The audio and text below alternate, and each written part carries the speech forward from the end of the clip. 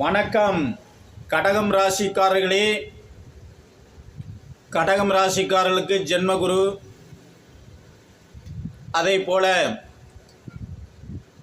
ஏற்கனவே ஒரு பதிவில் சொன்னதை போல வாக்கு ஸ்தானத்தில் ஒரு பாம்பு, அஷ்டலட்சுமி சொல்லக்கூடிய 8ஆம் பாவத்தில் ஒரு பாம்பு, அவருடன் வாக்கியப்படி சனி ஈஸ்வரன் சேர்ந்து இருக்கிறார்.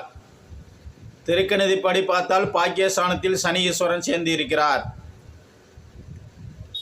ஆக சனி ஈஸ்வரவான் உங்களுக்கு கண்டிப்பாக நல்ல வழியை காட்டும், நன்மைகள் உண்டாகும். தடைப்பட்ட காரியங்கள், விடுபட்ட காரியங்கள் நடப்பதற்கான வாய்ப்புகள் இருக்கிறது. தாங்கள் அலைஞ்சு தவித்ததற்கான ஒரு நல்ல பலன் கிடைக்கக்கூடிய மாதமாக இருக்கிறது. குடும்ப நபர்களால், குடும்பத்தில் உள்ளவர்களால் சில நல்ல செய்திகள் கிடைக்கும் இந்த நவம்பர் மாதம். ஆக எதிர்பார்த்த இடத்தில் ரூபாய்கள் கிடைப்பதற்கான வாய்ப்புகள் இருக்கிறது. தாங்கள் கடன் வாங்கி வட்டி கட்ட வேண்டிய நேரமாக இருக்கிறது.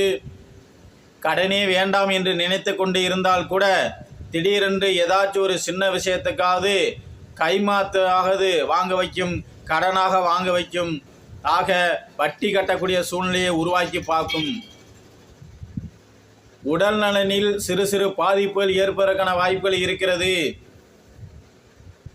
ஏனென்றால் அந்த மாதிரி ஒரு சூழ்நிலையை உங்கள் ராசிக்கு தற்போது அமைந்திருக்கிறது. இந்த மாதத்தின் பிற்பகுதியில் உங்கள் உடல்நிலையில் ஏற்பட்டு வந்த சிக்கல்களெல்லாம் முடிவுக்கு வரும். வாகனத்தில் இருந்து வந்த பிரச்சனைகள் ஒரு முடிவுக்கு வரும். கூட்டாளிகளால், நண்பர்களால் உங்களுக்கு நன்மைகள் நடப்பதற்கான வாய்ப்புகள் இருக்கிறது. திருமணத்திற்காக வரன் தேடுவர்களாக இருந்தால் கண்டிப்பாக நல்ல இடத்தில் வரன் வரும். மாப்பிள்ளைக்கு பொண்ணும், பொண்ணுக்கு மாப்பிள்ளையும் நல்ல இடத்தில் அமையும்.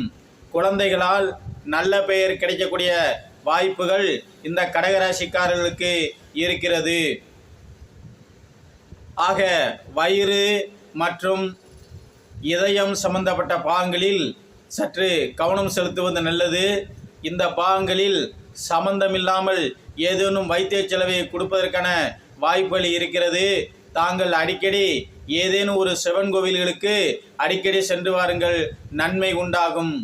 சிவனால் உங்களுக்கு நன்மை உண்டாகும், ஈஸ்வரனால் உங்களுக்கு நன்மை உண்டாகும். ஈஸ்வரன் பெயர் கொண்டவர்களால் உங்களுக்கு நன்மைகள் ஏற்படும் இந்த மாதம்.